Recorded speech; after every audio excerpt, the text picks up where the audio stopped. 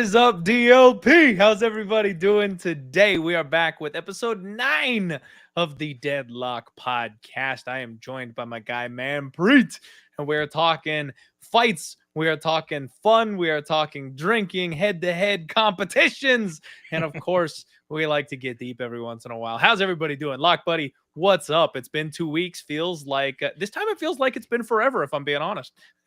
It does, man. I don't know if it's because the amount of fights we've had over the last couple of weeks. I mean, not just the UFC, but PFL and Bellator doing like 2 shows in a weekend as well. But yeah, I don't know what it is. Like it's starting to feel like it's getting longer and longer between the times we do the show. But I always look forward to doing the show, chopping it up with you, and just again leaving the gambling to the side. Let's just talk crap as fans and just ingest the news that has been circulating over the last couple of weeks now.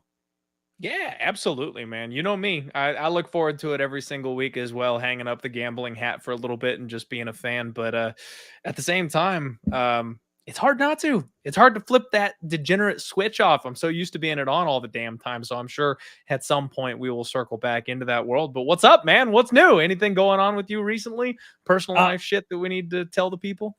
I finally realized that the Leafs don't suck. Like they actually just whooped on the Tampa Bay Lightning a couple of days ago. It was game 1 of round 1, bro. Like that remains to be seen. Come on. I know, but I just mean like realizing where they are at in the standings and how well they actually played this past season. I just have given up on the Leafs over the last couple of years. They always find a way to choke and drop it in the last or the most crucial games that they play. So it's pretty cool to see that. And another thing, my wedding is exactly a month away from today. I'm already married, but now it's doing the wedding festivities. As most people know, Indians like to go all out for the wedding, so plenty of events to plan for, plenty of clothes to purchase, plenty of things to get in order before the week finally arrives. So just been staying busy with that. Tweaked my back is last week. People that have been following me for a while, I've had a very bad lower back issues over the last several years, almost coming up on 15 years now since I worked at UPS when I was a kid. So that's making things a lot more painful and harder over the last couple of days. But we push on through, man. I'm lucky that I don't have to go into a cubicle job or anything like that, so I can just kind of rest at home and do my work from home. But yeah, man, it's been a whirlwind the last couple of weeks here, and now with the wedding fast approaching, now I feel like we're in crunch time. I feel like there's things that I'm forgetting about, things that I still need to buy, people that I still need to contact. So, do you recall your wedding process planning? Like, was it as hellacious as I'm making mine sound, or what? Honestly, man, no, mine was not that bad, but I think a lot of that was because we didn't care. Like we turned it into the party of all parties. Like there's a lot of people out there that have to stand on ceremony. There's a lot of people out there that have to impress, grandma from making sure everything is prim and proper in the way that it's supposed to be, traditional, etc. We didn't do any of that shit. Me and my wife said we're gonna have fun at our wedding, and people to this day still come up to us and tell us how fun our wedding was. Like anytime we go to somebody else's wedding, they're like, "You guys had the best wedding." So we just threw a party. Our ceremony was legit like 4 minutes long. It was the shortest thing ever. We didn't do vows. It was our wedding was a blast, man. So yeah, I mean, that's the one thing I guess I would give you some advice on is like, don't lose the fact that this is supposed to be your day. A lot of people try to make everybody else at the wedding happy, and then they either get upset or it's incredibly forgetful. And you don't want your wedding day to be either of those things. Like, have fun, do you. And like, I'm sorry, I know auntie, uncle, grandma might be upset if something isn't a certain way, but like, it's your wedding, not theirs. Just keep that in mind. Yeah, that's what I'm trying to. And not to mention, not only am I planning an Indian wedding, but we're also planning like other wedding festivities because my wife is originally from Saskatchewan, and a lot of her family's not going to be able to make it out for the Toronto side of things. So we're doing another one over there a couple weeks later, like January 18th weekend, or sorry, June 18th weekend. We're going to be over there. So a lot of planning, a lot of things to do. But the thing that I'm most thankful about is the one weekend that I don't have anything going on in June is the pay-per-view week. So I There don't you have to go. worry about anything about that. I believe that's the Glover and Prohaska card, June 11th, I believe, whatever pay-per-view that is. So I can just hang out that week and not really have too much to worry about. But yeah, I'm feeling the crunch now, Clint. I really am feeling the crunch. I hear you, man. It's a big time. It's a big time. Hopefully you survive it and come out on the other end of it. We're gonna make sure that you balance that work life situation there. We'll get you taken care of, man. It'll be all good.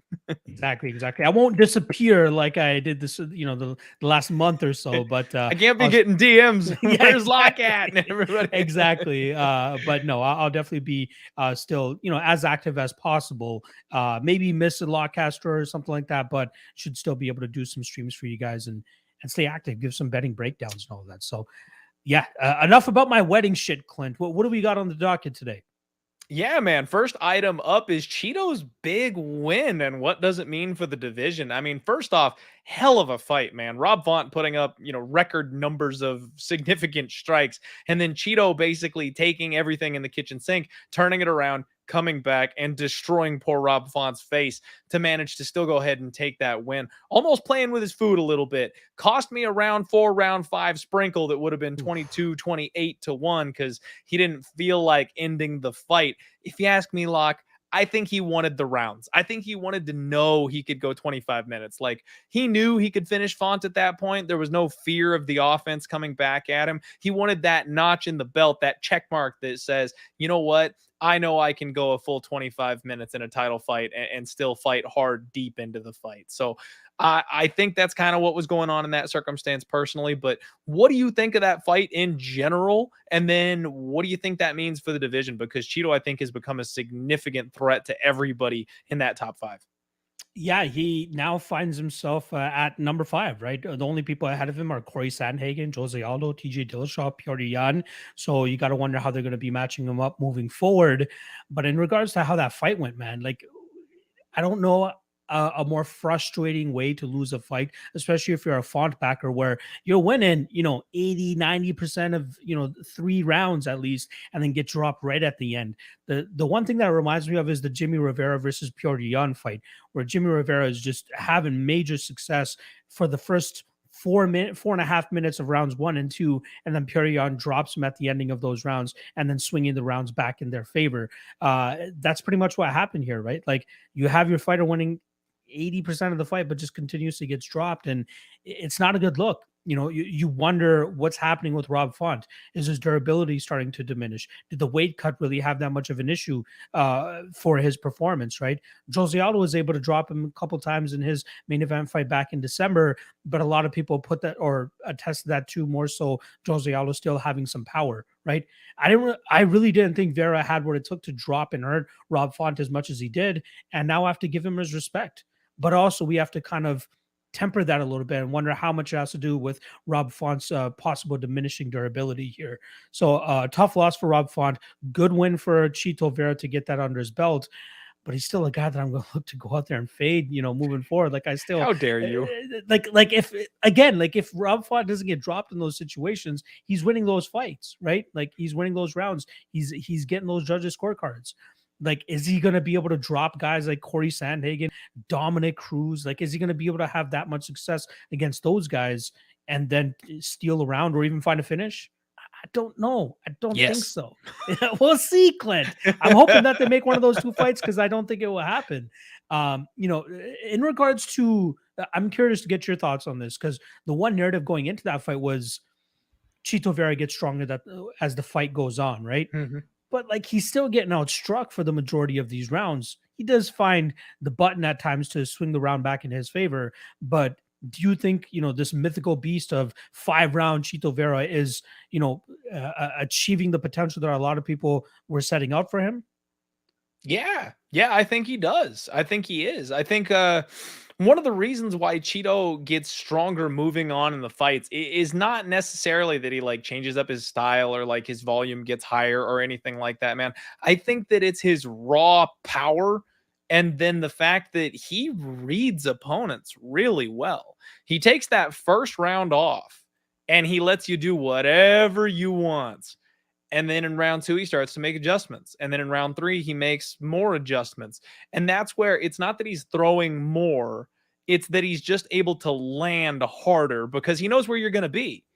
And I think that's kind of how he takes over those fights. And I think that's why he hurts opponents so much more deeper into the fight, because in the first couple rounds, he's just kind of throwing feelers out there, kind of hoping to catch you. In the third round, he knows exactly where you're going to be, and he's pinpoint accurate, and he hurts you. So I do think that him going deeper into the fights is something that matters. And I do think, especially in 5-round title fights, I think that's going to be something that we see pretty regularly with Chito Vera. I do think he's a threat to that top 5. I do think he can challenge for a title. I want to see some of the, somebody a little bit more durable go at it with him, because like that Jose Aldo fight, he promised he'd make adjustments and finish Jose Aldo if they ran it back. That's a tall order. I mean, I'm not doubting him anymore. I'm back firmly on the Chito Vera train, but I would love to see him face somebody up there in that top 5 that's got much more ability to take, power punches like that, and see him go to war, man. It's going to be a fun next couple of years for this division to sort itself out again. No, I agree that a couple of the names being thrown out for Vera as his next opponent is Petr Yan. That's one name I'm I hearing thrown love around. that. I wouldn't mind that fight, but I would much rather see Corey Sandhagen against Marlon Vera here. I think it's a good spot for both guys. Obviously, Sandhagen coming off that the loss in his last fight, it's a good way for him to kind of get his momentum back, beating a surging guy like Vera. And then on the flip side for Vera, if he beats Sandhagen, he just beat a guy that just recently contended for the title. And then after that, I think a matchup with Petr Yan, or maybe a rematch with Jose Aldo, maybe even a number 1 contender fight, possible title fight for Chito Vera could come after that. For me personally, I want to see Jose Aldo against Dominic Cruz. I know Jose Aldo is also kind of clamoring for a title fight against Aljamain Sterling, and Sterling seems to be down with that as well. But it seems like Sterling has some things that he needs to take care of with the UFC brass first, I think contractually speaking, and then he wants to get in there. So who knows how long that's going to hold up the title, hold up the top 3 of the division. But give me Sandhagen versus Vera. I'm down with that fight. What do you think about that one? I don't mind that. I don't mind that. It's going to be an interesting stylistic matchup for a guy like Chito, because he's going to have to find Corey Sandhagen. I feel like that's a spot where if Corey plays his cards right, he could easily work his way to a decision victory without taking a ton of damage. And then we'll find out just how much damage he can take, because if Chito's able to track him down over the course of that fight, we know how that usually tends to go. So fun fight. I like the matchup. But I mean, honestly, man, I kind of want to throw him in there with Petr Yan. Yan just lost his title. There's no immediate rematch happening here. He has officially lost to Aljamain Sterling twice. I don't care what that first fight looked like. It's an L. So he's got to do something before he can get back to the title shot against Aljamain Sterling. And we all want a fresh matchup. So we're either going to see Aljo versus Aldo, or we're going to see Aljo versus my guy TJ Dillashaw. He's got to go back to the drawing board. Yan needs a fight. And like I said, man, give me all the violence. Like 2 of the guys that are the most durable we have ever seen at this weight class, throw them in there together. Like, let's see who breaks. I think that's the fight, man, because that's a spot where Yan can immediately vault him back into the title spot, because especially if he's able to take Chito Vera out inside the distance, no one's been able to do that. That would be incredibly impressive. And then if Chito was able to actually defeat Petr Yan, I mean, how do you deny the man a title shot at that point? I think that's the fight to make. Corey Sandhagen was just there. Let's give Petr Yan a chance to get another crack at his belt, or let's give Chito a chance to prove that he's number 1, number 2 guy in the division. You know what? I do actually end up agreeing with you here, because you're right. We do need fresh matchups, right? Yan has already fought a plethora of those top 5 guys already. Chito Vera seems to be the only guy that he hasn't fought outside of TJ Dillashaw, but he's right there to potentially get a number 1, to get the title shot himself. So yeah, I'm right there with you. A lot of fun matchups to be made over the next several months, just involving that top 10 of this division. And we can finally find out whether Chito Vera is the real deal or not. I'm still not sold after that Rob Font fight, but we'll see how he does moving forward. All right, let's move on to another one that actually, or another fighter that had a big win in the last 2 weeks, and it was Jessica Andrade going out there and halting the momentum of Amanda Lemos. Goes out there and gets a standing arm triangle choke. We knew she was powerful. We knew she was strong, But good God, to manage to get that type of squeeze in that position is very impressive. Lemos did not know what to do, and she was forced to tap out there. Now, that brings Jessica Andrade back down to the flyweight division. Obviously, we know she tried her hand up at flyweight and came up short against Valentina Shevchenko. That win now asserts her in the top 5 of the strawweight division, with a couple of names ahead of her now that have very intriguing matchups, or stylistically speaking, would be very fun matchups. Give me Jessica Andrade versus Marina Rodriguez, possible number 1 contender fight, especially if Rose comes out on top this weekend against Carla. It's 1-1 with Andrade and Rose. I wouldn't mind them running that back, especially with the momentum of how the second fight was going, with Andrade really starting to open up and land big strikes on Rose, but too little too late for her. Rose still ends up getting her hand raised that night. Do you agree with me? Like, come on, Rodriguez versus Andrade. We were expecting a firefight in Lemos versus Andrade, but we didn't get it. But I think we would get it in Rodriguez and Andrade. What do you think about that matchup? Yeah, I like it, man. Rodriguez has been my sleeper pick. You know what I mean? She's been my round 1 fantasy draft for the championship steal when she gets up to that point. I've been all over the Rodriguez bandwagon since she made it to the UFC. Absolutely love her and what she brings to the table. I wonder about her grappling chops, because we know Andrade is more than capable of just bodying women to the floor, and she's not the best off of her back. So that would be an interesting test and a championship level opponent. I like it, man. I like that matchup. I want to see Rodriguez taking on somebody legitimately top 3, so we know whether or not she's ready for the belt or not at this point. And I will watch Andrade and Rose Namajunas fight until the day I die. Run it back 5 times. I will keep signing up to watch that fight, because they just seem to go at it and raise hell every single time they do it. The momentum swings are awesome. Like, I love that matchup, man. I would love to see that rematch, but Rose has got her hands full Saturday. We'll see if she can retain that belt or not. Already got a big challenge coming up. Fun times in the division, man.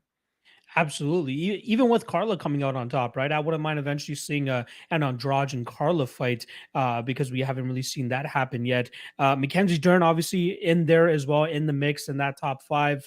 And the other name here is the Yan Xiaonan, who obviously, I believe she has a fight coming up shortly. But I think she's still there in the top 5, top 6, right? She fought Marina Rodriguez last time around and lost to a split decision, but she was performing very well in that fight for at least a round and a half. That's when Rodriguez was able to start taking over and get the win herself. But plenty of talent at that strawweight division to make things very interesting. And again, not to mention that title fight this weekend could go either way. We'll obviously talk about that at the Deadlock Duo when we get to that segment. But what's the fight that you would right now? You're Sean Shelby. Who is Jessica Andrade fighting next, especially after a big main event win like that? I mean, I hate to be boring for the sake of the show, man, but we already broke it down. Like, it's got to be Rodriguez. Her only options after derailing Lemos, especially the way she did, especially the way that she took care of her in that first round, made it look easy. Like, it's Rose or it's Marina. Like, there's nobody else up in the top of that division that they should even bother with. I mean, I guess you could do Andrade versus Joanna if she's coming back, you know, and needs a tune-up fight before the title shot. But those are the only 2 options. No, I absolutely agree there. Yeah. How else could you go on with this strawweight division without having Andrade as a serious player there? And yeah, she deserves to not be a championship gatekeeper, but play that role for a little bit until they give her that title shot again. Absolutely, absolutely. And I mean, she's too damn good to be a gatekeeper, man. Like, there's that gatekeeper that, you know, Daniel Cormier to John Jones, that kind of situation where if the other fighter didn't exist, you would be the champion. I think that could be the situation with Andrade and Rose. But again, like, give me the trilogy, man. Like, give me 4 or 5 fights with those 2. I don't care. Run the damn thing back. And I do think there's a couple of significant threats still in the division. We'll see what kind of shape Joanna comes in and see if she's capable of challenging for the title again. We'll see if Rodriguez is ready, because she's been looking like she's going to be, you know, set for the title, destined to wear gold since she made it to the UFC. Maybe she's there. Maybe she's ready. Like, there's only 1 or 2 fights at the very top of that division that makes sense for somebody like Andrade, and it's one of those 2.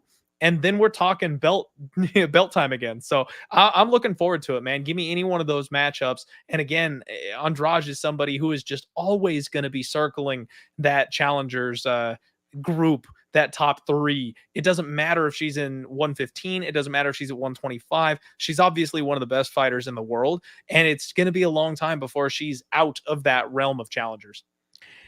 Pop quiz: how old is Jessica Andrade? Jessica Andrade is Don't Google it. 32. How old? 32. She's 30.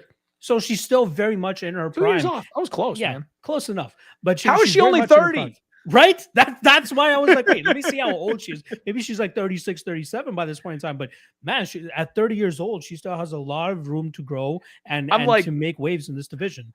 It's going to be less. It's going to be less than I think. Like, the right answer is 35, 36. There's no way. She's younger than that. Otherwise, he wouldn't be asking. So I'm like 32. Exactly. She's 30, bro. Like, most people are just getting into their peak at 30. Like, we could see Andrade for another 6 or 7 years. We could see her for a long time at the top of this division. And people buckle in. Get ready. She's not going anywhere. I agree. I agree. I'm very much looking forward to seeing how the strawweight division plays out. Absolutely, man. A funny story before we move on real quick here to the next topic. For the people who are watching, Locke always sends me an outline for the show just to make sure we kind of stay on target, try to keep the hour time limit here for us. And I read this as Andre's big win. So I thought we were talking about Andrei Arlovsky. And then you're talking about women's 115, and I'm like,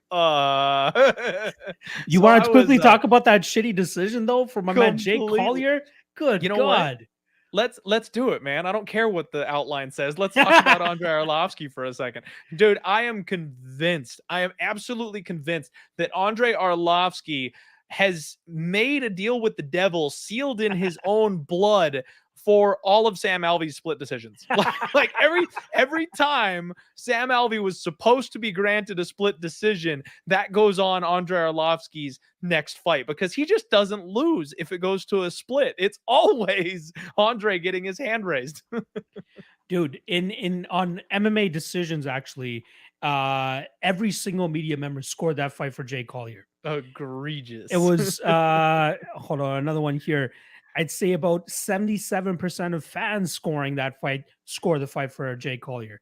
How about the fight before that against Jared Vanderaa? Obviously, Arlovsky wins that pretty handily, but there are numerous fights throughout his career, especially recently, where you're like, did he really deserve that one? The Philippe Lins one, a lot of people were skeptical about that. Augusto Sakai one, a lot of people were, he did lose that one. But like, there are certain ones that the Tanner Boser fight, another one, a lot of people are very sketchy about, but I don't know what Arlovsky's doing, which god he's praying to, but whatever he's doing, keep doing it. Because even if you're losing the fight and your name's Andrei Arlovsky, you're likely going to get the wisdom of the judges and end up getting that decision victory. So yeah, works. Tough beat for Jay Collier there. Was really starting to get a little bit of momentum going, especially after that big finish of Chase Sherman earlier this year. But I'm sure they'll throw him right back in there. Very shortly, especially considering the lack of damage he took in that fight, right? It wasn't a crazy barn burner of a fight or anything like that. I'm sure Collier would get right back in there. I want to see Collier and Parker Porter. I know Parker Porter is about to go get squashed by Jailton Almeida. I don't know why that fight's even happening to begin with. Oh, God. But I think that sets up the heavyweight matchup of the century that everybody's been waiting for. Jake Collier. I was going to say they're saving that one for the title, man. Those guys are on opposite sides of the bracket, and it's not going to happen until one of them is holding gold. Yeah, that seems like the fan all-timer fight at heavyweight right now. Everyone wants to see Collier versus Porker, so I think it's probably going to come sooner than later, man. But keeping back on track here, I guess we can go ahead and briefly touch on one signing with Amazon Prime, which, I mean, we were talking about it. The point of this show is gives us a chance to geek out and be fans and have fun. And what is more fun than more high-level fights, man? I'm super stoked that One Championship is going to be on Amazon Prime. We're going to get 12 events per year for the next 5 years from them. I'm sure if it all goes well, they'll probably renegotiate that and get more on there on top of it. Like, One Championship is awesome, man. Bellator, One, PFL, UFC, like, give it all to me. Come on, how is this not a good thing for our sport? No, I agree. The more platforms that we're on, especially a big platform like Amazon Prime, the better for the sport, right? I believe right now, I just did a quick Google search. Apparently, Amazon Prime has over 148 million subscribers worldwide. So if you're able to promote it correctly on Amazon Prime, you'll get some good eyeballs, you get some new views, you'll get some new fans. And the thing about One Championship is they're pretty big over there on the Asian side of things, right? Across the pond, like they have a very good grapple on that market, the Indonesian market, the Filipino market, the Singapore, all that. Even Japan, China, they have a lot of great fighters coming out of those spots. Thailand as well, Mhm. a lot of high level fighters coming out of there, and then they try to sprinkle in the fighters from the North American side that we're kind of familiar with, just to kind of get us into there as well, right? Demetrius Johnson, Gordon Ryan, I think is fighting for them as well as an MMA fighter now. There's a handful of guys that are over there at one. Eddie Alvarez, another guy, right? If they can continue to sprinkle in those North American stars every now and then, be it past their prime or not, at least it gives them eyeballs, and maybe they'll start to get more fans, just as Bellator start to do and Strikeforce start to do, right?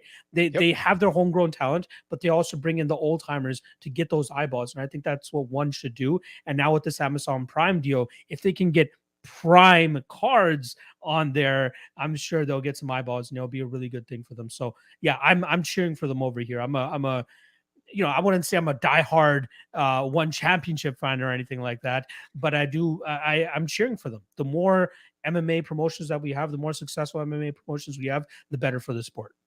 Absolutely, absolutely, man. I hope One Championship establishes themselves as like the big three, and then if give me MMA 5 days a week, man. Like if we've got more shows to cover, if we've got more fights to watch, and I can turn on One Championship on a Wednesday night at midnight because they're going on over there, like I'm all about it. I'm here for it. Give me more MMA high level stuff. Yeah, exactly. I'm totally on board. Really looking forward to seeing how that plans out. All right, let's get back to one more review or a slight recap of one of Bellator's shows a couple weeks ago with Liz Carmouche getting the title. I believe it's the flyweight title over there from Juliana Velasquez via crucifix elbows, ground and pound TKO. I think there were a mere seconds left on the clock, like I believe 20, 25-ish seconds left when she got that crucifix Well, position. I mean, look, Like she let me gets the just top pause you. position, but When I mean, like getting the actual crucifix position, there's about 30 to 25 seconds left. She starts like grinding on Juliana Velasquez's face, trying to create a little bit of separation so she can rain down some elbows. She eventually does start raining down a couple elbows. I believe there was about 7 or 8 unanswered elbows there. But you gotta give the champ a little bit more time to work out of that position, right? It's a difficult position to get out of, especially when you have a heavy top grappler like Liz Carmouche.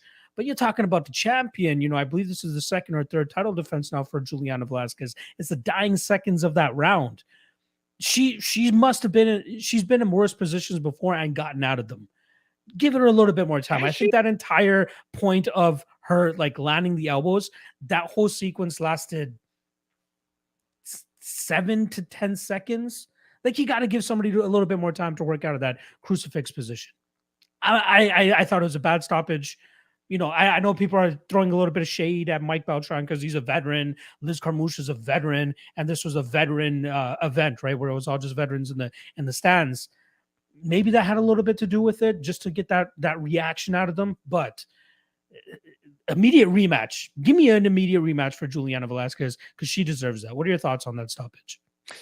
Honestly, man, I'm a little bit on the other side. Now, full disclosure, I did have a bet on Liz Carmouche that night, so I was rooting for Liz Carmouche. And Locke, I was gonna bet the TKO prop. Ooh.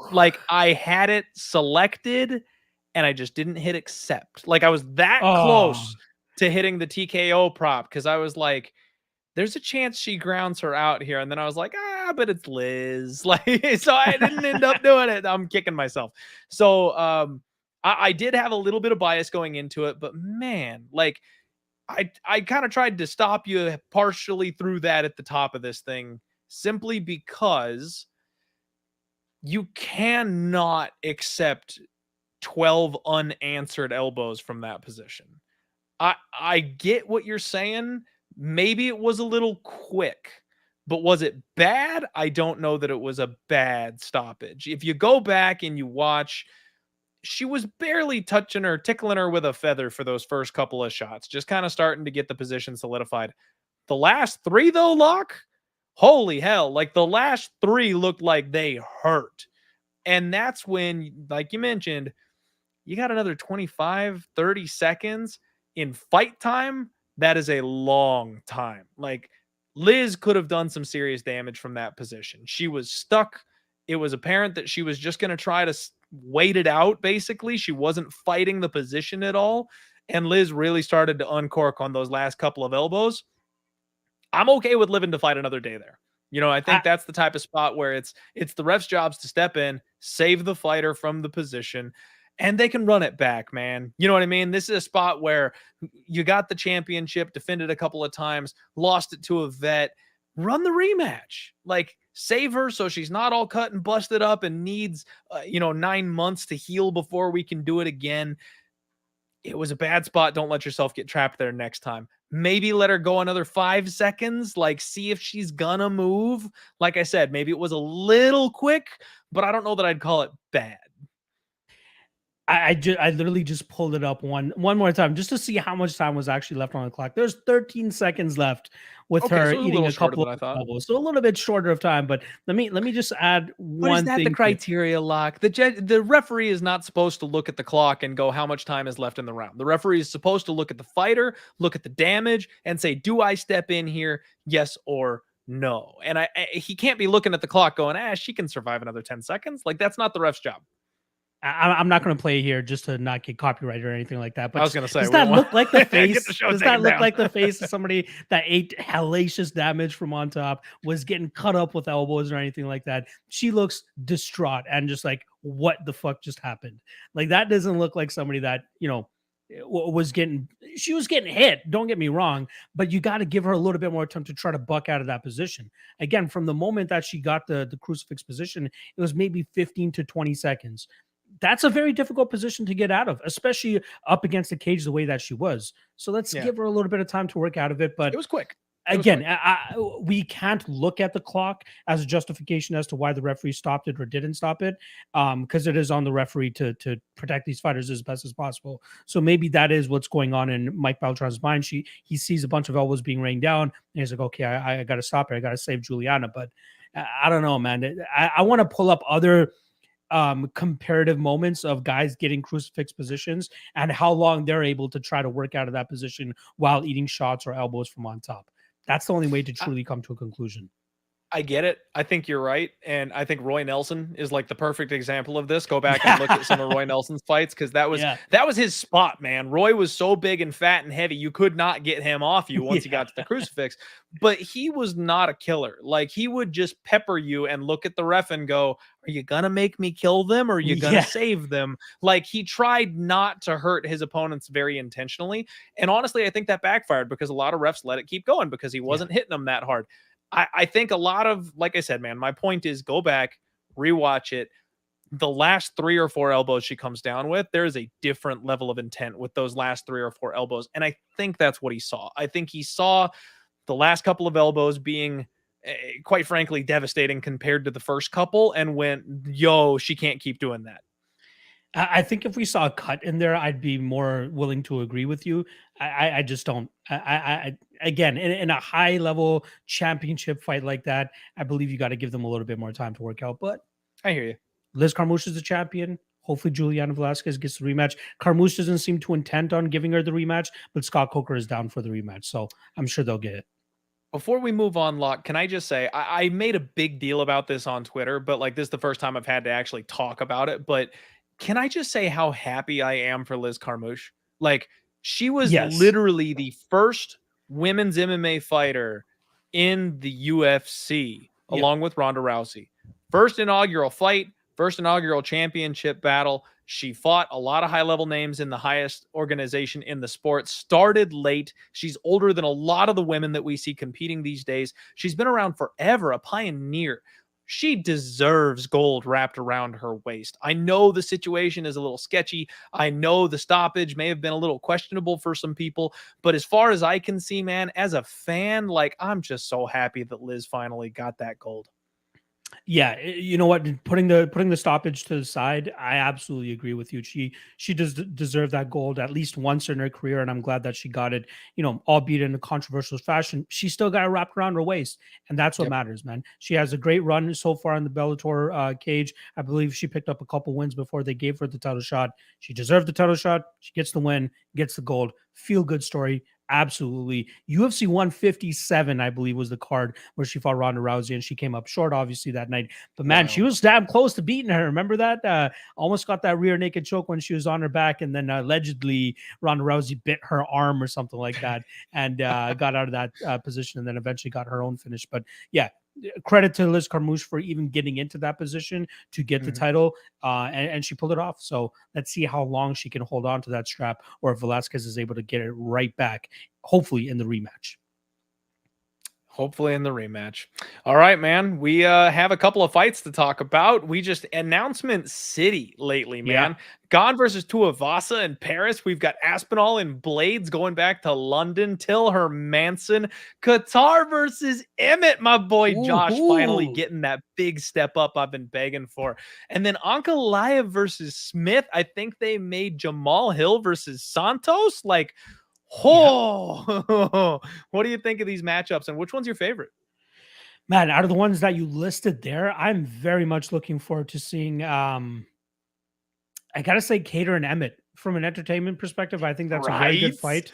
Like that should be a barn burner of a fight. Josh Emmett, like I continue to count the guy out. I believe it was a Shane Burgos fight where I'm like, you know, the diverse striking skill set of Shane Burgos should be able to overcome the power striking skill set of Josh Emmett. But man, Emmett was just lighting him up like a Christmas tree in that fight. I believe he finished him near the ending of that fight, if I'm not mistaken.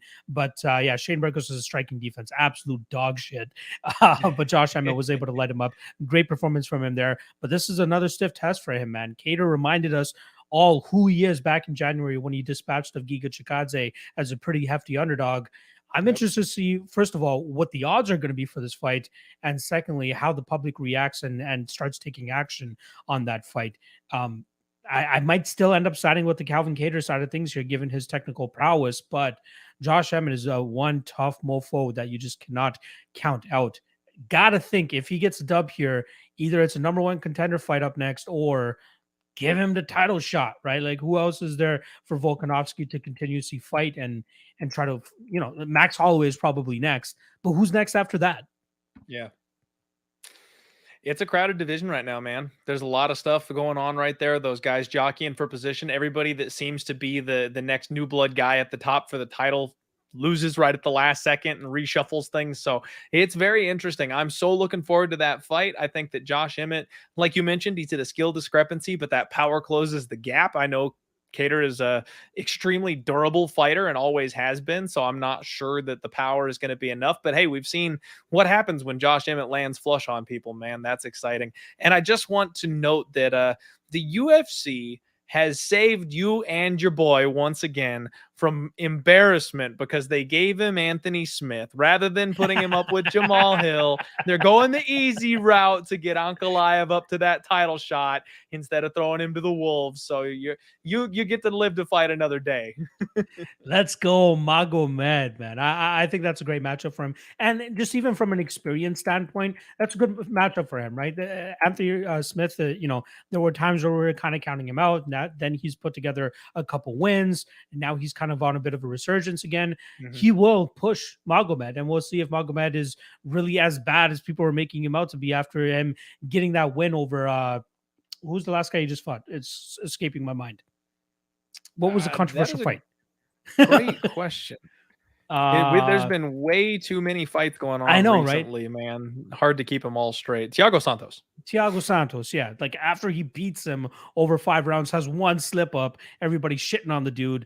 I think that this will be a great way for Uncle Av to remind people that he is In the shit. fairness, in fairness, I was shitting on him long before that. All right, you bought some time. You bought some time. There you go. There are a couple other fights that were announced that we didn't even touch on. Manal Kopp versus Algeria Bontarine. I thought Kopp was going to be out for a while, considering the USADA suspension he had. They're sending him to Singapore. There's no There you go. Nevada Yeah, State Athletic exactly. Commission True. there. Good point. Good point. Good catch there. They also announced Punahele Soriano against Joaquin Buckley, which I think should be a very interesting fight. Sorry, not Joaquin Buckley. Sorry, Puna against Dalcha Lungiambula. That was the fight that I'm talking about. Sorry. A ton of fights being announced. Not just fights, but fighters being cut, Clint. UFC roster watch. Shout out to those guys over there. What they do with their format that they have. But let me just rattle off the names here that were all cut about 2 hours ago. Dean Barry goes 0-1 in the UFC. No idea why they signed him to begin with if they're only going to give him one fight. I thought they thought that he was going to go out there and beat Mike Jackson, which seemed to be how the fight was going. But the guy just couldn't help himself and continuously foul these guys. So Dean Barry's out of the UFC. Kevin Kroom, Cameron Ellis, Michael Gilmore, Mike Grundy, RIP, Austin Hubbard, Brandon Jenkins, Chris Moutinho, Rong Zhu, who missed weight a couple times, so I don't blame him. Blame the UFC for letting the kid go. Devontae Smith, Bruno Souza, Jesse Strader. I'm gonna miss betting on the unders in his fights. Mark Striegel, Kazula Vargas, Luigi Vendramini, and Ferris Ziam. Out of that list, which names stick out to you most where you're like, I wish they didn't let him go? So, I mean, when it comes to the Dean Barry situation, man, if somebody gives you a layup and you miss it, yeah, you're going back down to the B leagues. Can't blame them there for that one. Austin Hubbard is the one that hurts a little bit for me. I'm a big fan of the guy. I think he's got some serious upside. Austin Hubbard. Yeah, no, I'm saying Thud Hubbard. Yeah, you're right. Yeah, Thud. He's that's a tough loss there for me. And then I'm a little surprised on Luigi Vendramini because even though he was on the losing side of that Paddy Pimblett fight, the dude is action. Like for Raziam, you at least could be like, you know what? This guy lays on people. He's always just laying on people. It's not super exciting. He's jabbing him in the face and running. It's not super exciting. Luigi brings it. Like every single fight, Luigi is in a banger. He seems like exactly the kind of guy that sticks around and fights on undercards for a while. So I don't get that one. I really don't understand that particular cut, but I mean, I get it. Some of these guys are a little bit green. Honestly, there's several of these fighters that I think we will see again. Those two guys probably will work their way back up. I expect Hubbard probably will be back. I mean, Grundy, he's an old, gritty, tough wrestler. I don't know if he's coming back. Dean Barry, again, he just got there way too soon. They tried to shovel him in there because he was supposed to be a star. He's not ready yet. Like, give the guy 2 years. Maybe we see him again. I don't know. It's a tough day to be on the undercard of a UFC fighter, man, because a lot of these people were just barely getting the ball rolling. Some of them having a little bit of success even, and then they're getting let go. So tough call here and super exciting. 2 seconds left in the first period here of Tampa Bay versus Toronto. And I cashed my Tampa Bay first period bet. They score with less than 3 seconds on the clock. Thank you, Tampa Bay. Do I have the Leafs in a degenerate parlay tonight? Maybe. Hopefully they can storm back and get a couple goals and get. There's a lot of game left. It's 1-0, right? Is that correct? I just needed the first period, man. I don't need the whole game, just the first period. There's that for 40 more minutes of hockey left. Yeah, it is 1-0 though, correct, for the Lightning? It is 1-0 for the Lightning, correct? Okay. And I got a degenerate 23-1 goal scorer parlay, and Victor Hedman was the goal scorer for the Lightning, and he checks off that box for me. So the other two are going to be much easier to get. Hedman was like a 3-1. There you go. My man Clint still killing you on the rink, even though we got the cage coming to us later this week. All right, let's get into the segments of the show. We're starting to wind down the show here, but first and foremost, let's get into Fighter Stonks.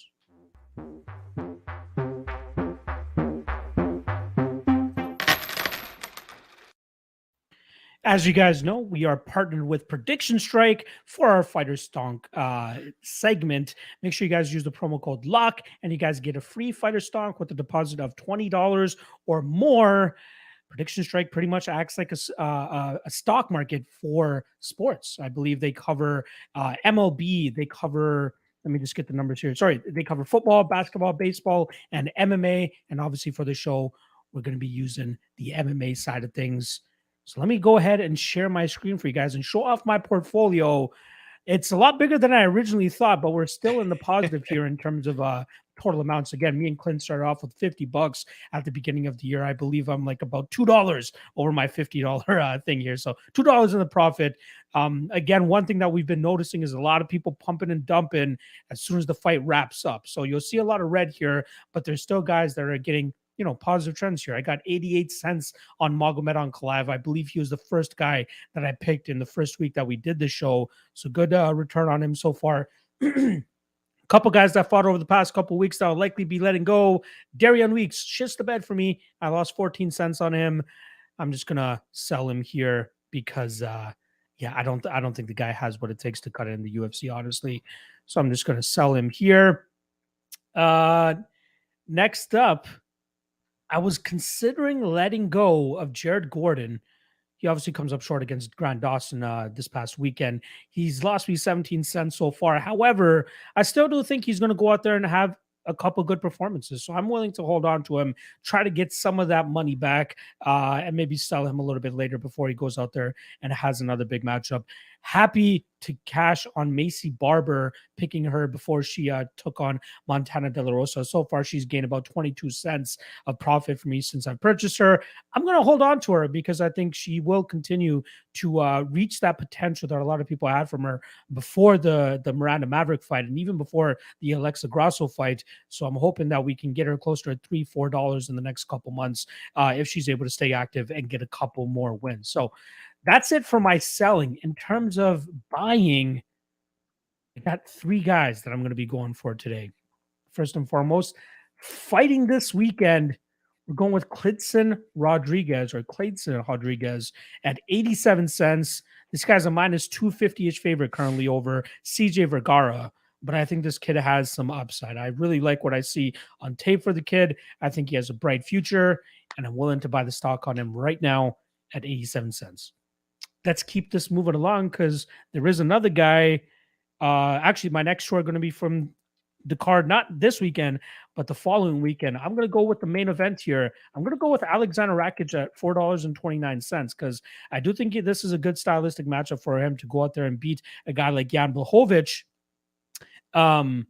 And then maybe get one more fight to set him up for a title fight. And I'll consider possibly selling on him before that title fight, take a little bit of that profit. But as of right now, I think the next 2 fights for him, he should be favored, likely be favored depending on who he's going up against. And I think he'll be able to add some more to that $4.29. Lastly, I'm going to go with Nick Maximov here. He's $1.07. You bastard. He's $1.07. He's going up against who's he got, Clint? Who's he fighting? I don't Andre remember. Petrosky. They just put his next fight together, but I'm just big on Maximov in general. I think he's going to be a beast. So I finally get the first stab here. So I'm taking a guy right under your nose. I'm going Nick Maximov. He's fighting Andre Petrosky in 2 weeks. I think it's a great matchup for him. He's a very reliable fighter, great jiu-jitsu, solid wrestling, and I think that's going to allow him to get a couple more wins inside the UFC before he starts taking legitimate steps up in competition, and that's likely when I'll look to sell him. But I want to get some profits on him first over his next couple fights because I think he's going to get his hand raised. Very difficult fighter to deal with. And I think he continues this winning streak over the next several fights. So Nick Maximov will be my final purchase for today. Clint, you are more than welcome to take over now if there's any other fighters that you want to buy or sell during this segment. All right. You guys know the deal here. This is my portfolio. Askarov hurting me a decent bit with that last win. He was my, first all-in big purchase early on. High price tag on this guy. Lots of red here on my pattern here, but a lot of fighters I'm not going anywhere on. Diamond hands on Jeff Molina, Jamal Hill. I might be booking Mike Strizano.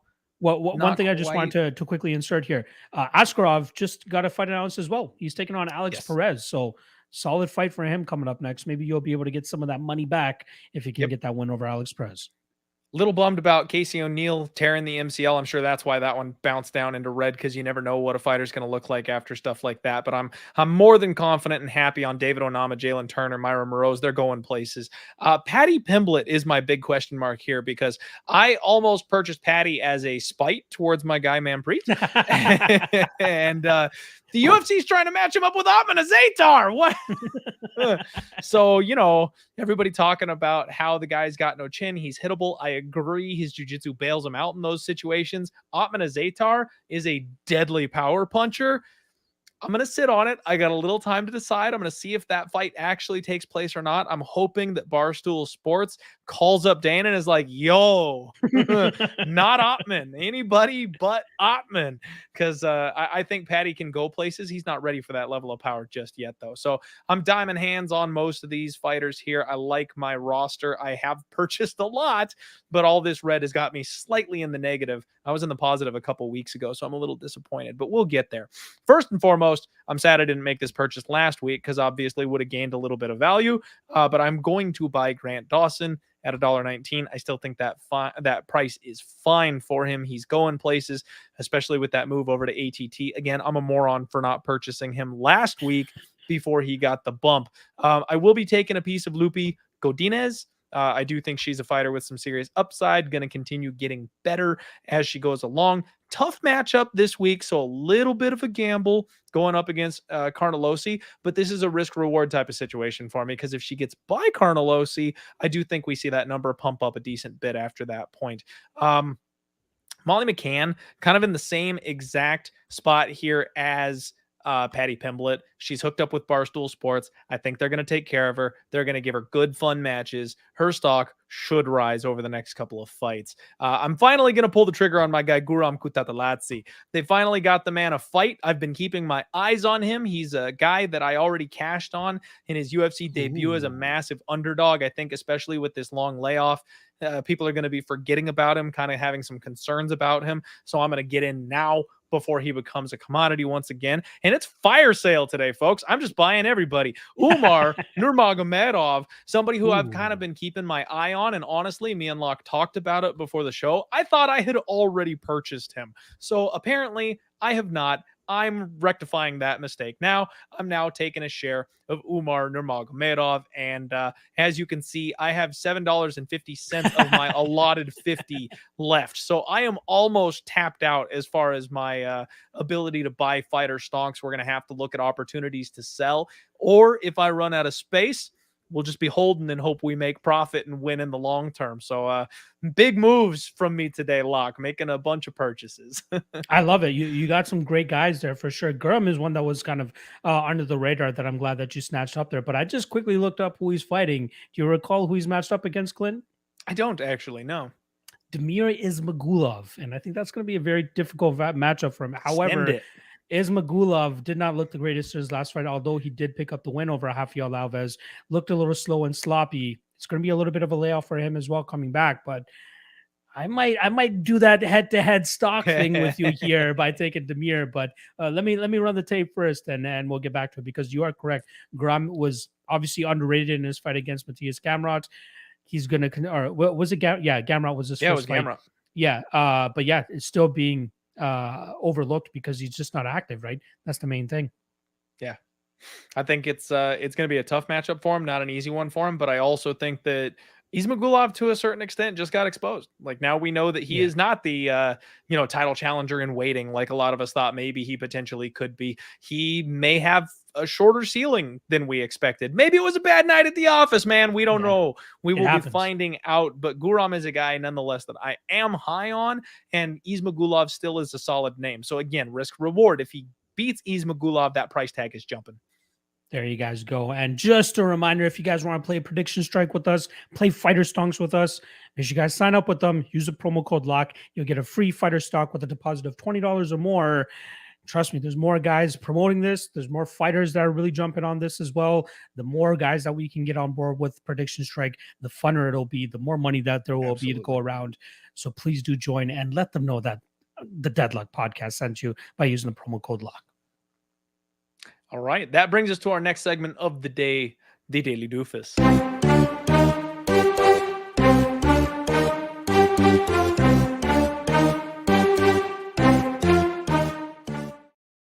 For those of you that don't know, the Daily Doofus is where we pick the personality somewhere in the MMA sphere, and we award them with the Daily Doofus for screwing up, basically, for doing something dumb. And for my Daily Doofus this week, I'm going to go with Paulo Costa. Because if you on my guy Paulo's Twitter, I mean, first off, okay, it's funny. I'll give you that. He is hilarious on social media. But the one thing that he keeps doing is he keeps on posting challenging videos of people where the middleweights at, dropping the F bomb. No, not that one, the other one. Yeah. And bro, like you gotta chill the fuck out. Like, what are you doing? First off, Locke, I'm not even convinced he's a middleweight. I think that Dana White said he might have to fight at 205 because the shenanigans he pulled last time out against Marvin Vettori. So don't be going Rightfully out so. middleweight saying, where all you at? Make weight, you hoss. Like, get your ass in the gym, sign the dotted line to fight somebody, go to 205 if you have to because you fucked up last time, and shut up on Twitter. Like, quit calling people out on Twitter. You know what it takes to make a fight? You talk to your boss, you get a contract, get your ass back in the cage, or get the fuck out. I'm sick of it. I agree with you, man. A part of it I find entertaining and fun, but there are certain times where he like crosses the line a little bit. Sean Strickland, same thing at times. He crosses the line a little bit, but like just getting these unfiltered thoughts from these fighters is hilarious. Like you don't see a lot of fighters doing it at times, but there are some very daily doofus type moves that Paulo Costa has been making over the last couple of weeks. Yeah, get your ass in the cage, man. Go out there, fight, and prove to us that you're still one of the best in the world, because that's what it seems like you're doing on social media. But that means nothing if you don't do it inside the cage. So I'm very much looking forward to seeing if he actually, nuts up and actually goes out there and fights. For myself, for my daily doofus this week, I'm going to be going with the UFC. They dropped the ball on the promotion on the Ultimate Fighter. I had no idea the Ultimate Fighter started, a couple of days ago. I think it was 2 days ago that they premiered their first episode. And I just saw one of my guys, shout out to Grinding Eddie, just posting, hey, it looks like the Ultimate Fighter is out. I didn't know this. And then I quote tweeted, and I said the same thing. And I got so many replies on that saying, I didn't know this either.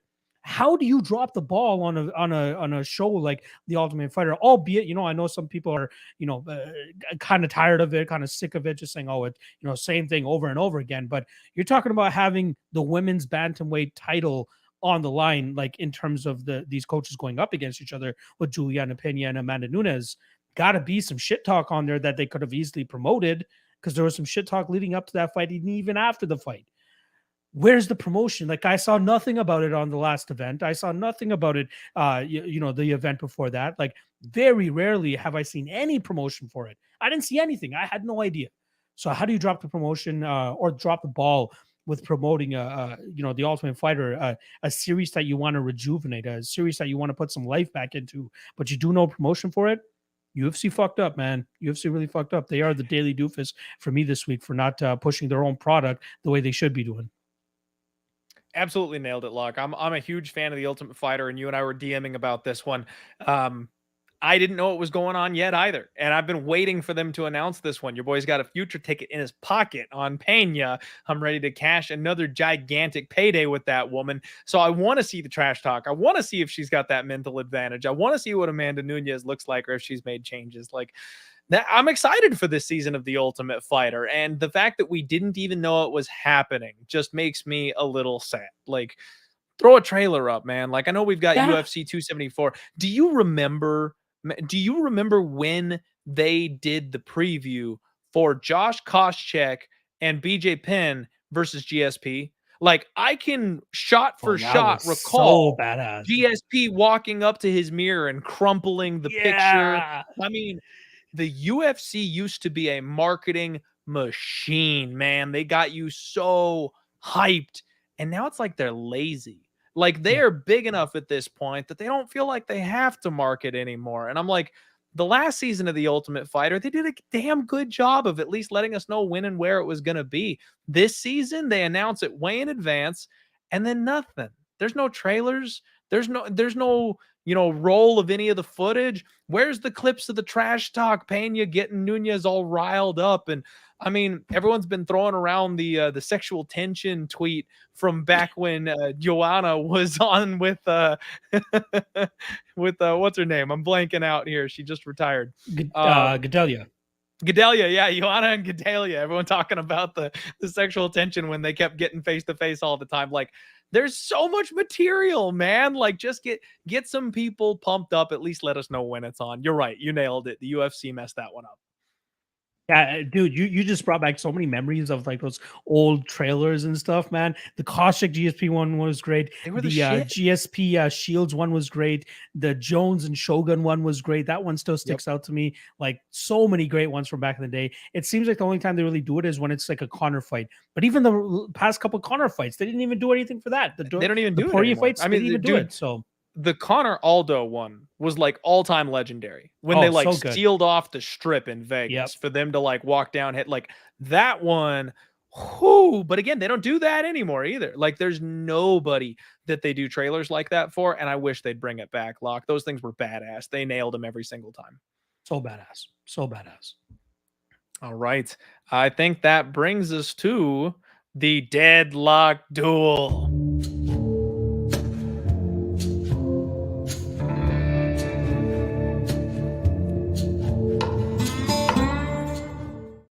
All right, deadlock duel time. This is where, you know what, we don't put our gambling hats on, but we do put our pick hats on. Locke and I will choose the winners of the main event and then one other fight on the main card so that we can get a little bit of variation in our picks. That way, you know, hopefully there's less overlap. We're not both just picking the same, you know, fighter all the dang time and coming up with a tie. We have a point structure that is based ever so slightly on the betting line. You get extra points for a larger underdog cashing if they happen to be plus 300 or greater. And we keep track of the score. Locke, my guy, unless I'm mistaken, you have the tallies from the last couple weeks since our last show. I do, and it hurts me to say this that Clint had a damn good performance over the last 2 weeks. So, I went with Andrade, Guida, Font, and Gordon for a grand total of 1 point, whereas my guy Clint ended up going with Lemos, Barber, Chito Vera, and Grant Dawson, and that nets him 4 points, now bringing the total to 7-3. Let's go. Let's go. Still got some time. We got to the end of June for this edition of the deadlock duel, so I got some ground to make up. But that one really hurts, Clint. That really hurt. I'm pumped, Locke. I want to see you do another power hour. It was hilarious last time, getting you all toasted up on camera, and I'm looking forward to doing it again. So the spiteful head-to-head picks that I've been giving seem to be panning out. Let's see what we got this week. Exactly. So you'll be going first for UFC 274, and considering that it's main event double header with the title fights, we'll do the main event, co-main event, and then another main card fight. So for UFC 274, it'll be 3 picks that we both go with, and you kick it off, man. Who are you taking for UFC 274? So UFC 274, which, by the way, for those of you watching, if anybody still has any questions about, I will be live and attending. Looking very much forward to that. And actually, side note for anybody watching here that does happen to be my fellow Arizonan, I'm going to be at the Ainsworth, which is right across the street from the venue, for the pre-prelims. I'll be there hanging out, doing an in-person event, and we're going to be giving away a pair of tickets. So if you're in Arizona, like, come hang out. There's a chance that you can get into the event. That'll be fun.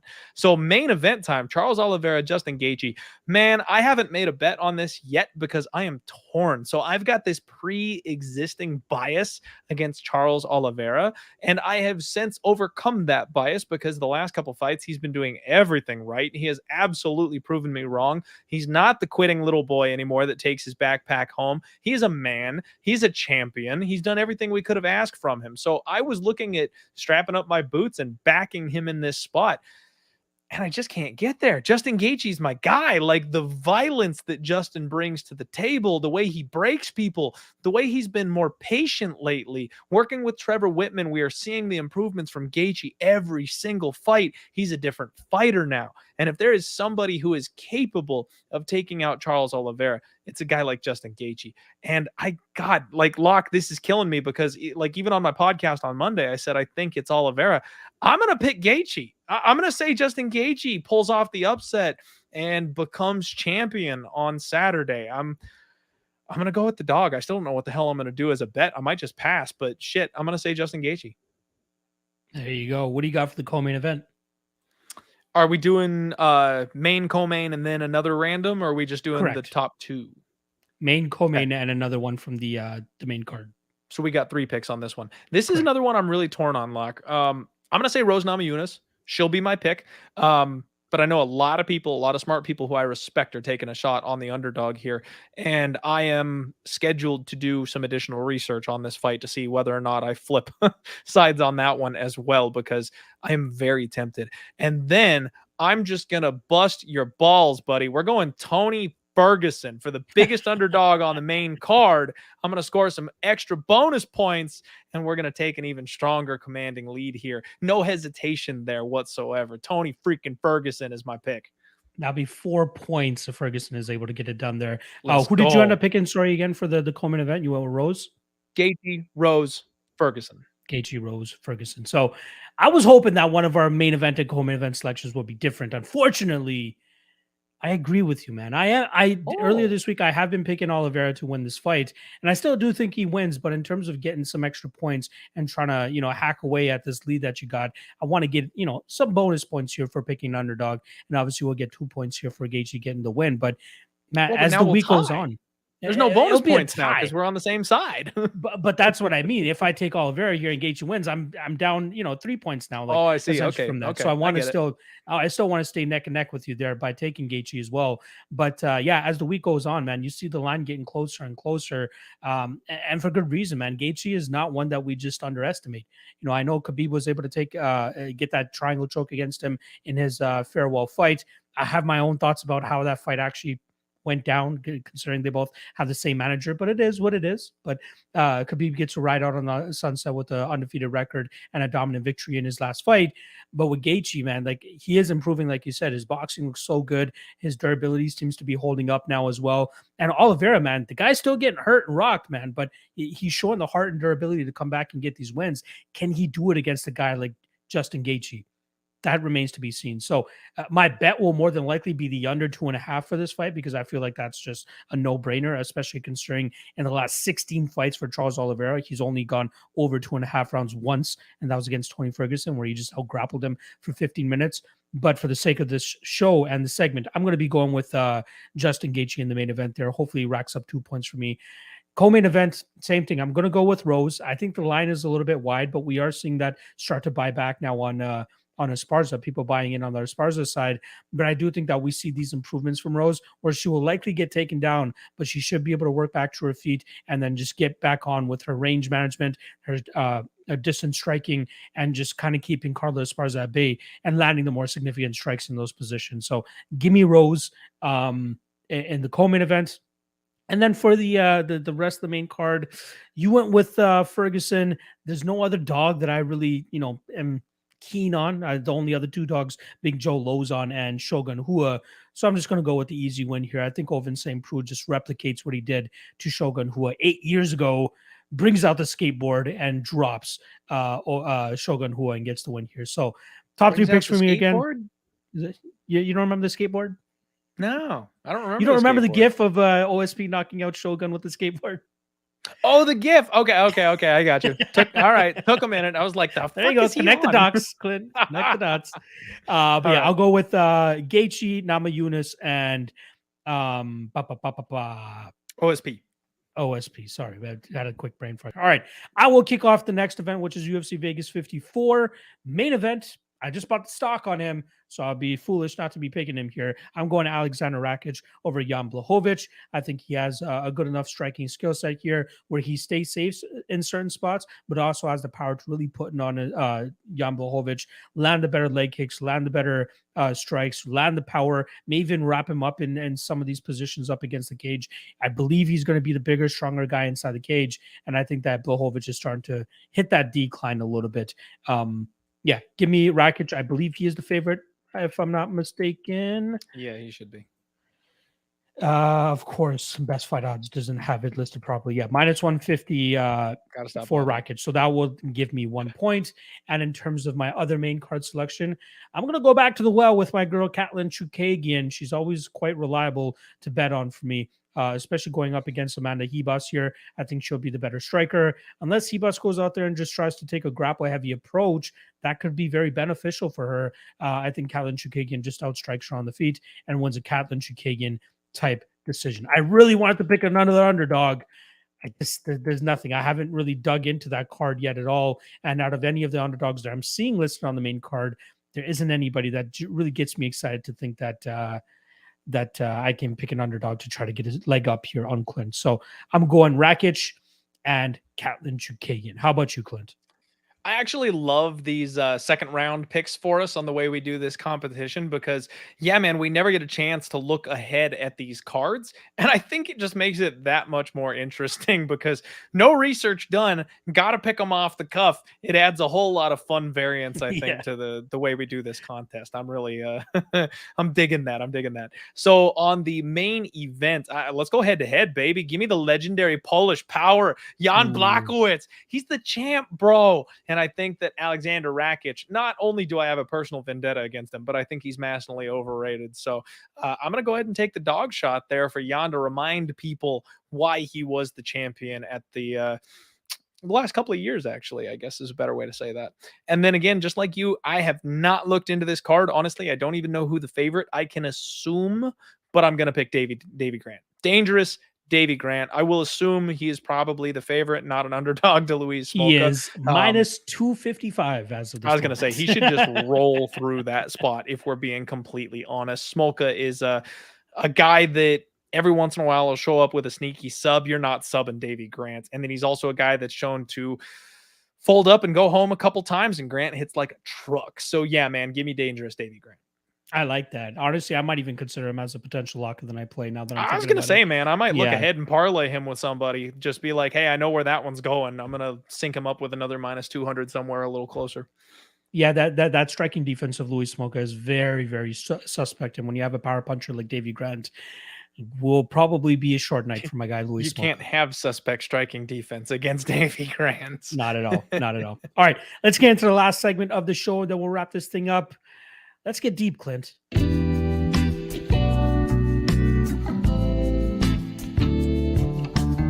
Let's get deep.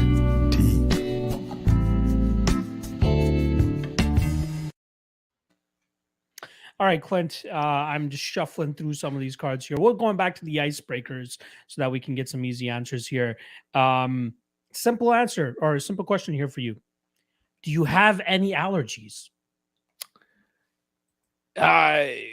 Simple answer. No. Lock, I am genetically superior. The blood of Vikings flows in my veins, and I have no weaknesses. Sharp, pointy objects are my only weakness. So, no, honestly, though, my entire family has allergies that they deal with and stuff. And I used to always just make fun of my sister. I was a turd of a little brother sometimes, man. She got all like the bad side stuff where she's got like celiac disease and like she had allergies her whole life and she had glasses when she was in, fourth grade and shit like that. I got mine after I got out of high school. So like I was pristine all the way through my high school run. Still have no allergies, thankfully. Just like, the seasonal stuff where the, trees all blooming and the flowers and stuff get all of us, but I'm not allergic to anything. I can eat whatever I want. It's pretty great. Well, if you ever wanted to kill me, just sprinkle some peanuts into anything that I'm about to digest. Oh no, that will probably kill me. I am allergic to pretty much all nuts, tree nuts, pistachios, almonds, cashews, all that stuff. Cannot have. But are you any allergic to these nuts? Got him. Particularly these nuts, but yeah, no, like I can smell it. Like I can smell it and I'll be fine, but it gives me a little bit of a feeling where I'm like, oh, there's nuts in here or something like that. Like I can absolutely, I'm very careful about what I eat. Sure. I can even go as far as I'm very careful about what I put in my mouth. And somebody can clip that and, make it very disgusting. But yeah, no, there are times where I've like bitten into something and I know something's in it, and luckily I can, I can either grab my EpiPen or I can just drink a bunch of water and it just completely nullifies any of the effects of it. I just drown myself in water pretty much, and it gets rid of that taste or anything like that. The way that I found out was like my 4th or 5th birthday, where my parents got me a peanut cake for my birthday. Wondering why I was not keeping any of it down. They gave me more. And then eventually I went to the to the doctors the following day and got an allergy test, found out that I'm allergic to all peanuts. So that doesn't help. That does not help at all. I was the like everything that you just explained about yourself. I was the opposite. I was the kid with asthma. I was the kid with eczema. I was the kid with all these allergies and all that shit. Like my brother, when he was growing up, he's getting the swimming lessons. He's getting the ice hockey lessons. He's playing extracurricular soccer, all that stuff. And then my parents were like, nah, let's baby him a little bit. He has eczema. He has asthma. Let's not put him in the water or anything like that. So I can easily drown because I have no idea how to swim. I never played any, out of intramural stuff like that because my parents were too scared to put me in that stuff. I did make the basketball team from grade 6 to grade 9, and then obviously height caught up to me, and everybody started getting much taller than me. But yeah, I do have a ton of allergies. I do have a ton of allergies. Luckily, though, it's not to the extent of like I have friends back in the day. I remember in elementary school, if they smelt it, they'd get a very bad reaction. And I remember one kid having a very bad reaction because some kid brought M&M peanuts into class and like ripped it open, and it was crazy. I remember when I was going to India one time and flying from Air India from London to India, the only snack on board was roasted peanuts. And I'm like, you motherfuckers are lucky that if I didn't have to smell it and I would fuck myself up, that I'd be screwed, right? It's not like I can poke my head out the window and get some fresh air. That's not going to work. Roll the window down at 30,000 feet. Exactly. So yeah, that's one thing that I'm always pretty wary of. I'm very good with it, right? Like the last time I think I've been to the hospital because of my allergies was maybe 17, 18 years ago. It's been a very, very long time since I've been forced to go to the to the ER or anything like that because of that. Well, and most what they do is put a IV in, right? So yeah, I'm very, very good with making sure that I don't hit any of these allergies. Glad to finally learn that about you, Clint, that you have Viking blood and that you are immune to pretty much everything. But me, on the other hand, little old me, my wife even says it. She goes, oh, if you ever piss me off a certain amount, I might throw in some peanut oil or something into our next dinner. I'm like, motherfucker. So you know what, man? You got to give it up somewhere, though, right? Like I lost the hair at an early age because nobody can have it all. So the gods found a way to smite me because I was definitely overly confident in my youth because I was bulletproof back in the day. So now I'm old dad. Everybody's Bob with like, no hair. Everybody's like, oh, you have no idea what you're missing out on. Peanuts are great. I'm like, exactly. I have no idea what I'm missing out on because anytime I come in close contact with it, I want to puke my brains out. So I'm happy. Take your nuts, take your peanuts, take your almonds. I'll chill with my Mars bar and my Twix. You can have your Snickers and O. Henry bars. I hear you. All right, man. Interesting. I love learning the different universes that we come from in the backgrounds. It's always fun to kind of figure that stuff out. And then especially the fact that we've hit it off the way we have and connect the way we do. It's like, we couldn't be further apart when we were younger. Like, how did we end up in the exact same place? Just shows you how many different paths people travel, right? Like, again, we had a completely opposite upbringing, and now here we are, best of buds. I love it.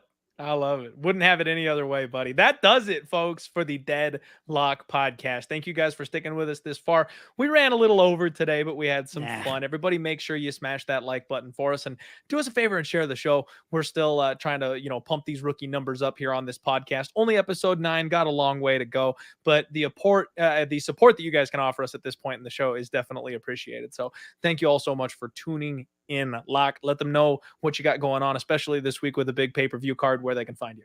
Yeah, Manpreet Jazz, pretty much on YouTube, ManPreetJass. Obviously, MMA Lock of the Night or MMA LOT on all my social medias. I have the Coaches Main Event Marathon coming out tomorrow. I recorded with James Krause today. He gives me his picks for the main Awesome event and show. co-main event. And then I'm also recording with Tyson Chartier. Interested to hear his thoughts on the Rob Font fight as well as the Calvin Kattar fight that they just recently booked. Interested to hear his thoughts on that, and obviously his thoughts on the main event and co-main event, and also Elevation Fight Team's Cody Donovan.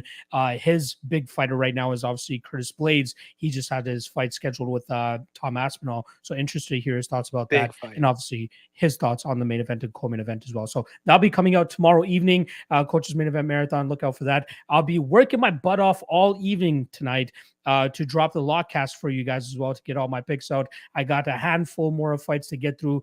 Planning on doing that, then recording and dropping it on my channel. Propping you up on the All-Star with Cody Saftik tomorrow, 3 p.m. Eastern. Make sure you guys look out for that on the All-Stars channel. Friday, Ultimate Wayne Show. Don't have my guest locked up as of yet, but I feel like I have a really good guest that you guys will be looking forward to. Just waiting to get the confirmation. That will happen on roughly around 2 p.m. Eastern on Friday, and then Fight Day live chat 1 p.m. Eastern on Fight Day.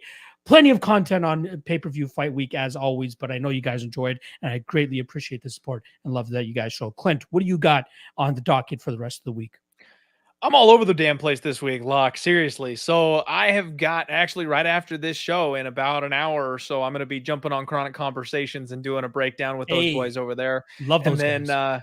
yeah, right. And then tomorrow I've got the Total Madness, where we like to go back over everything from a totals angle. Friday, the Undefeated Post Weigh-In Show with a very special guest this week. And then, of course, Saturday, y'all can find me live at the Ainsworth here in Phoenix. I'm going to be partying with everybody right before the main preliminary portion of the fight night kicks off, and then I will be at UFC 274. So hopefully, rubbing some elbows with some fighters and getting some, interviews, some cool pictures, meeting some fans, all that good shit. So it's going to be a long and wild week for me, Locke, but I'm very much looking forward to it. I'm excited for you, dude. Like, I am over here giddy that you're going to be at the fights, and I believe it's the Superbook partnership that you got that it pretty much allows you to be at the fights there, right? And I'm sure there's going to be some great perks once you're at the fights themselves. So, man, we'll all be living vicariously through you. So make sure you post as much as possible. Enjoy yourself, but also post a decent amount so people can keep up and enjoy it with you as well. And then, hey, if anybody listening, if you're a fan of the show or whatever, again, I'm not going to know anybody, obviously, because you see my face. I don't see yours, but come see me. Like, I can't wait to meet people from, fans that have watched the show and the podcast and stuff like that. So I'm really looking forward to meeting people and taking pictures and shit like that. It's going to be a good time, man. Hell yeah, brother. Enjoy, man.